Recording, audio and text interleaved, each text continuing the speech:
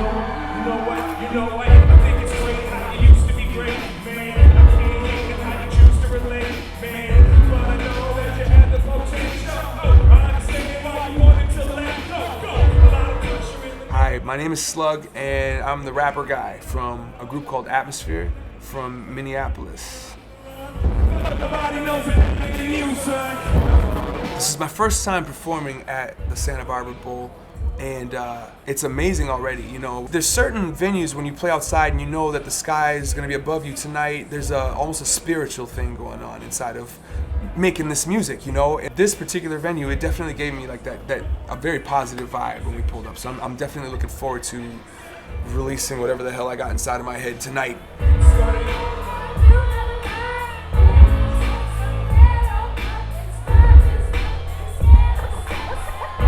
This is an art form that is for the youth, you know? And so for me, at 40, I try not to worry too much about what it's doing. I went through my phase when I was in my 20s of feeling like, you know, certain mainstream artists were ruining hip hop. But I know a big part of that had to do with my own identity crisis and my own need for hip hop to be what I am, as opposed to me allowing hip hop to be what it is, you know? And I feel like when you're in your 20s, you have a tendency to do that. You know, you throw around the words sellout or mainstream, underground, and these titles that are supposed to kind of summarize what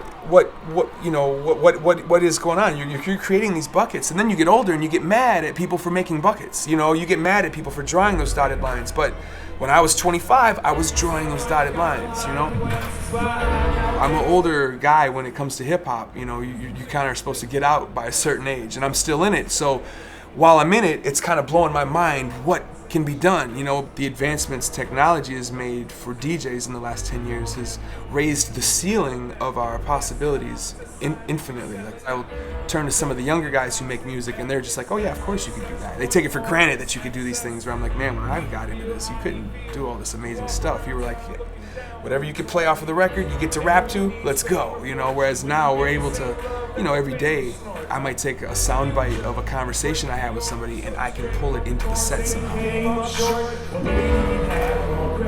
The advantages of being an older guy in a young man's game, I'm really confident in my ability to control a crowd, you know?